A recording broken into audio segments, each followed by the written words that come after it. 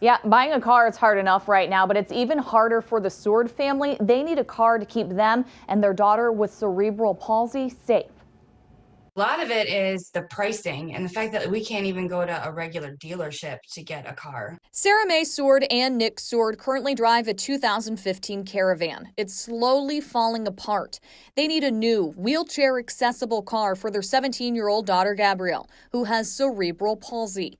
However, car prices and a lack of help from insurance is causing mounting frustration. The pricing, I mean, even on a used car, it's like 20 grand above even Kelly Blue Book just for a wheelchair accessible vehicle. Nick is a firefighter for Hamtramck, and Sarah is a bartender. And I have a bunch of side jobs too, hopefully to pay for this thing. My prediction, by the end of this decade, the average is going to be $50,000. John McElroy is an auto industry expert with WXYZ-TV, with nearly 4 decades in the industry. He says the high car prices boil down to 3 factors. The first, the pandemic shutting down production of new cars. When COVID hit last year and the car company shut down for 8 weeks, that meant that car dealers did not have a lot of cars on their lots.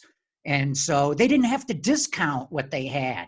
They didn't have to offer any kinds of incentives. That drove the prices of new cars up, and it pulled used cars with them. The pandemic also tying into our second factor, rental car companies not contributing to the used car inventory. McElroy says usually the rental car industry buys 2 million new cars a year and then resells them 6 months later. Because business travel and vacation travel goes down so much, they're not buying very many cars. And so those cars are not coming back into the market as used. And third, dealerships are benefiting. The demand is still high and they're not having to pay for a large inventory. Car dealers are reporting all-time record profits. Even though they're not selling as many cars, they're selling them at a higher price. They're making more money. So going forward, I think this is going to become the new normal.